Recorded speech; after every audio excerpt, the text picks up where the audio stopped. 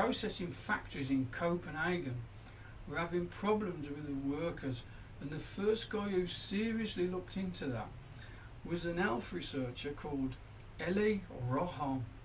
Now, I don't speak Danish, so I don't know whether I'm pronouncing that correctly, and I don't want to upset anyone. Yeah, but let's just say Eli Rohan.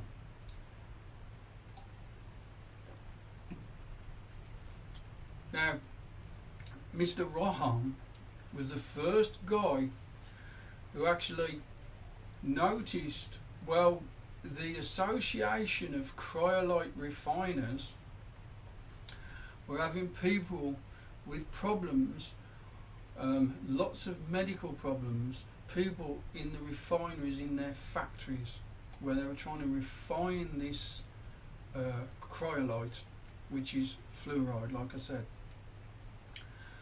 One of the things that he noticed in his research was that fluoride was such a free radical, it turned off a lot of enzymatic reactions in the body.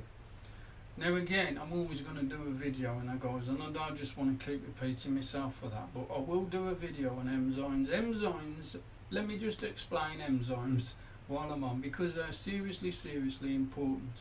My favourite mineral, without a doubt, across the board, is magnesium, because magnesium has done so much in my recovery. Again, I'll do a video about that.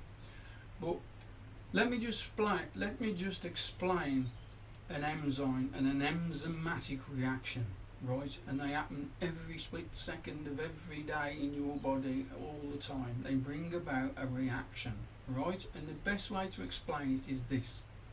You may like this. It's 10 to 3 on match day in Birmingham. I'm an enzyme and I'm in the pub. I go out the pub and grab an Aston Villa fan, pull him into the pub, buy him a drink of beer. Remember, it's 10 to 3. Buy him a drink of beer and say, I'll be back in a minute. I go out the other door of the pub and grab a Blues fan, buy him a drink of beer and introduce him to the Aston Villa fan. You know the scenario, don't you? They end up having a punch-up at 3 o'clock when the match kicks off, and I, the enzyme, slip out the back door. See, enzymes bring about reactions, but don't get involved in those reactions. And you should remember that. Okay, moving on, right? So,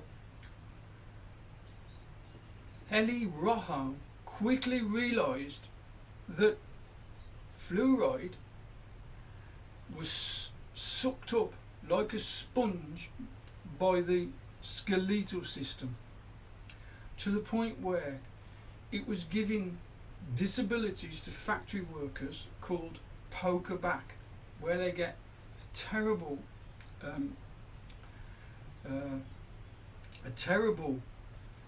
distension on the spine. They're also getting fluorosis of the teeth, and they were getting lung problems as well, completely across the board. It was Eli Rohan who first realised that fluoride knocked out enzymatic reactions within the body. So he laid down a series of rules and regulations and brought them into Europe, and they were adapted by Europe for anyone working within. And I should just say this, see, people don't realise that fluoride is from the Latin flu, to flow, right, or flow spar. Flu spar is the word. It's from the Latin to flow, right? Now it's used in gold, silver, aluminium, heavy metal smelting. Apparently it lowers the heating point, and to produce whatever metal you're trying to produce, it alters the smelt for you and makes it a lot easier, right? Now one of the reasons the Germans quickly invaded Denmark just before the Second World War was because obviously if they're gearing up for a war and they're in full production of heavy metals, guns, armaments and aluminium, they need a lot of cryolite, as the Danish called it. Right. So in Europe, fluoride had a really bad reputation. Now, fluoride has been in more lawsuits than anything else, right? Of all the lawsuits across the board of factory workers taking corporations to court, top of the list is fluoride. Top of the list. So, the factory owners quickly started to employ their own group of experts and pay them rather well, as corporations normally do, to protect themselves and to make sure they weren't bankrupt from things that were going on in the workplace. Right. That was Europe in the early days. Well, that was Greenland, which is, like I said, a sovereign state of Denmark. Right.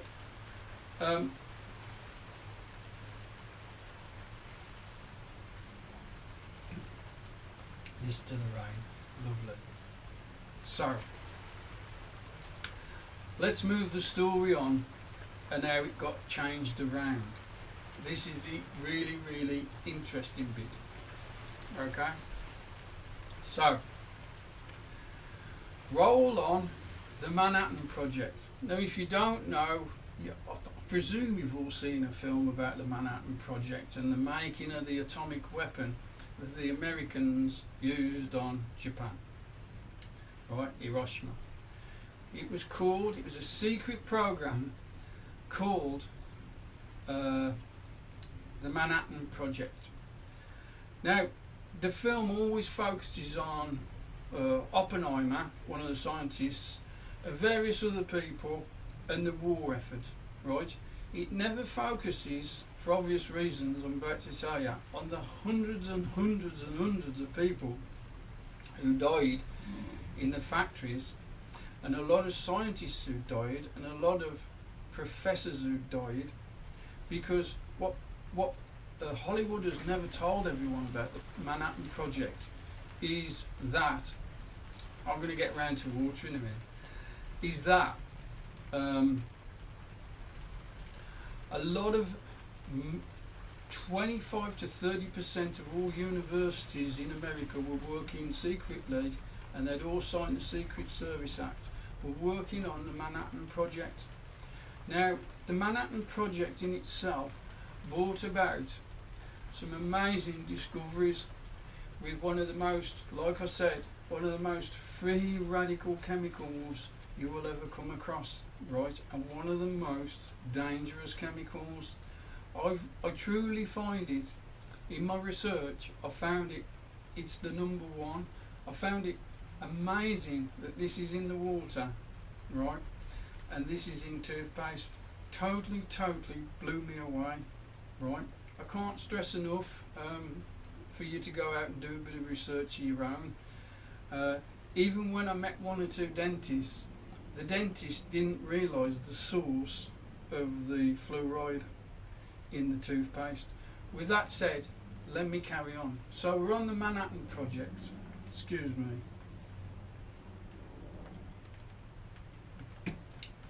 And one of the early things the Americans had to overcome was the fact that fluorine as a gas